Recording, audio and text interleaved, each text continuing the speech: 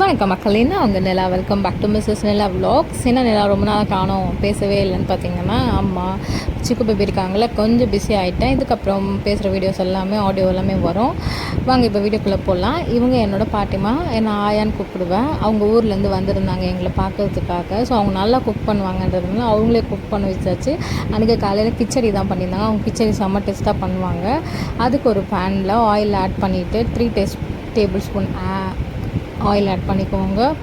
கடுகு ஆட் பண்ணிக்கோங்க. பொரிஞ்சதுக்கப்புறமா ஒரு 4-5 பச்சை மிளகாய் காரத்துக்கு ஏற்ப போட்டுக்கிட்டு, நெக்ஸ்ட் வந்து பார்த்துட்டிங்கன்னா ஒரு 3 பல் பூண்டு, நெக்ஸ்ட் வந்து குட்டியோண்டு இஞ்சி, இதெல்லாம் நல்லா ஃபைனாக சாப் பண்ணி அதில் ஆட் பண்ணிக்கோங்க. நெக்ஸ்ட் வந்து ஒரு பெரிய சைஸ் ஆனியன், பெருசாக இருந்தால் 1 இல்லைன்னா குட்டியாக இருந்தால் 2 ஆட் பண்ணிக்கோங்க. ஒரு மீடியம் சைஸ் டொமேட்டோ எடுத்து சின்ன சின்னதாக கட் பண்ணி அதையும் போட்டுட்டு, கேரட் ஒரு 4, நெக்ஸ்ட் வந்துட்டு பீன்ஸ் ஒரு 4, கேரட் ஒரு மீடியம் சைஸில் ஆட் பண்ணிக்கோங்க. நெக்ஸ்ட் வந்து பீன்ஸ் வந்து ஊற வச்சது, அது எல்லாமே பட்டாணி எல்லாத்தையும் போட்டு நல்லா கிளறி விட்டுகிட்டே இருந்திங்கன்னா அது எல்லாம் வாசனைலாம் பச்சை வாசனைலாம் போயிட்டு வெந்ததுக்கப்புறமா நாங்கள் ஒரு சேமியா பாக்கெட் ஒரு 2.5 பாக்கெட் போடுறோம்.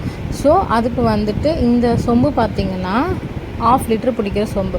ஃபஸ்ட்டு வந்துட்டு 500 ml ஊற்றுனாங்க, இப்போ ஒரு 1/2 ஊற்றுறாங்க. அப்போ டோட்டல் வந்து 750 ml ஊற்றுறாங்க 2.5 பாக்கெட் சேமியாவுக்கு.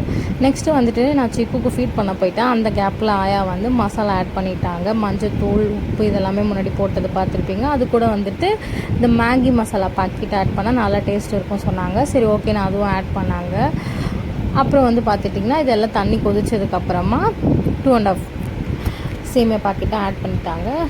அது வந்து இமாஸ் ஆகிற அளவுக்கு இருந்தால் போதும் தண்ணி.